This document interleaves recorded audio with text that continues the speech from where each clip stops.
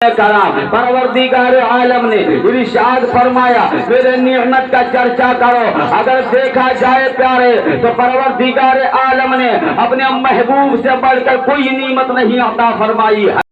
محبوب جیسی نعمت جب رب نے مجھے دیا ہے تو رب نے جب اپنی عام نعمتوں کا چرچا کرنے کا حکم دیا ہے تو محبوب تو ایک ایسی نعمت ہے. ساری دنیا کی دولتوں کو اکٹھا کر دیا جائے تو ساری دنیا کی دولت رسول کے مقابل میں نہیں آ سکتی ہے. برادران ملت اسلامیہ و معزز سامعین کرام تو ہمارے لیے ضروری ہے ہم رسول کا میلاد منائیں. ہمارے لیے ضروری ہے رسول کے ولادت کا وقت آئے تو ہم محفل رسول سجائیں, رسول کے ولادت کی خوشی منائیں, رسول کے پیدائش کی خوشی منائیں. رسول کے پیدائش کی خوشی کے ساتھ ساتھ میں جب رسول کے ولادت کا دن آئے, جب رسول کے ولادت کا وقت آئے, ہمیں اپنے گھروں کو سجانا چاہیے.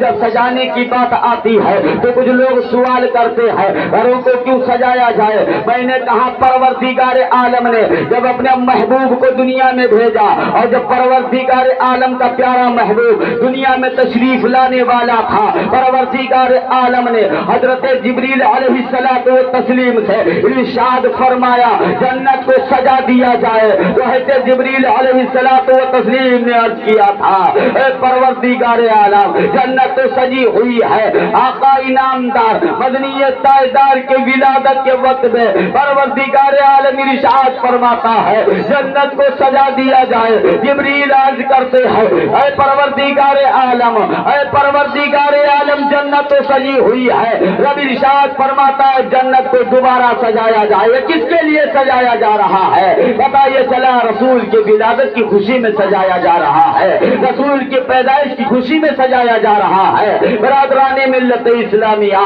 اگر جنت کو سجایا جائے کوئی اعتراض نہیں ہے. اگر ہم اپنے گھروں کو سجا لیں تو کچھ لوگ اعتراض کرتے نظر آتے ہیں. میں کہتا ہوں سنو تمہارے اعتراض کرنے سے رسول کی ولادت بند نہیں ہو جائے گی.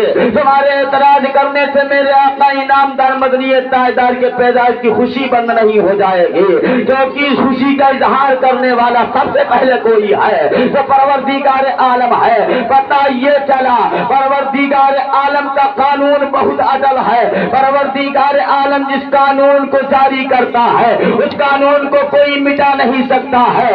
اگر کوئی قانون خدا کو مٹانے کی کوشش کرے گا وہ خود ہی مٹ جائے گا.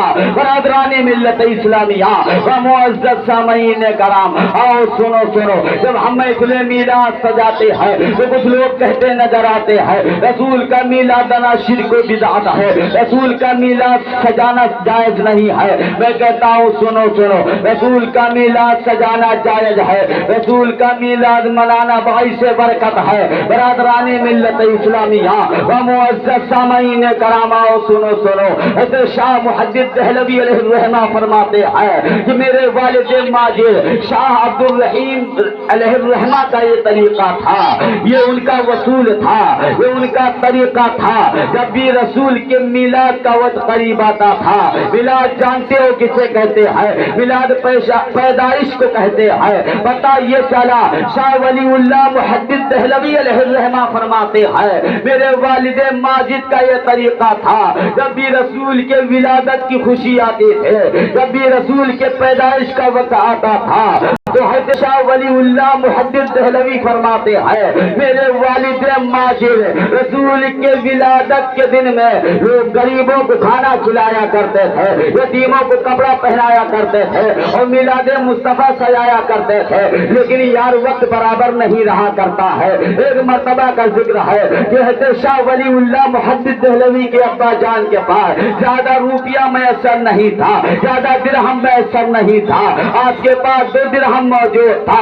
تاریخ بتا رہی ہے حضرت شاہ ولی اللہ محدث دہلوی کے والد ماجد فرماتے ہیں کہ جب رسول کے ولادت کا وقت آیا ہے میرے پاس 2 درہم موجود تھا, میں اس 2 درہم کو لے کے بازار جاتا ہوں اور بھنا ہوا چنا خرید کے لاتا ہوں اور اس چنے پہ رسول کا میلاد پڑھتا ہوں. جب رات کا عالم آتا ہے, آپ جب راحت بستر پہ جاتے ہیں, جب آپ نیند کے حالات میں ہوتے ہیں, جب آپ نیند میں مشغول ہوتے ہیں۔ تاریخ بتاتی ہے مدینے کے تاجدار خواب میں آ جاتے ہیں، اور دو مچل کے سبحان اللہ، مدینے کے تاجدار خواب میں آ جاتے ہیں۔ مدینے کے تاجدار ارشاد فرماتے ہیں کہ اے عبد الرحیم تم نے بڑا اچھا کام کیا ہے، پتہ یہ چلا مصطفیٰ کا میلاد سجانا جائز ہے۔ مصطفیٰ کا میلاد ہوتا تھا، مصطفیٰ کا میلاد ہوتا رہے گا، مصطفیٰ کا میلاد جو بند کرنے کے لیے آگے بڑھے گا اس کے پاس زمین پکڑ لے گی۔ بتانا یہ چاہتا ہوں پیارے، یہ زمین بھی رسول سے محبت کرتی ہے، اگر کوئی رسول کے میلاد کو مٹانے کی کوشش کرے گا وہ خود ہی مٹ جائے گا۔ بتانا یہ چاہتا ہوں پیارے کہ رسول کا میلاد منانا جائز ہے، رسول کا میلاد منانا چاہیے۔ رسول کا میلاد منانے کے لیے اگر کوئی روک لگاتا ہے لگاتا رہے، آج کے مصطفیٰ میلاد مناتے ہیں مناتے رہیں گے، اور بریلی کے رسا کا پیغام سناتے رہیں گے۔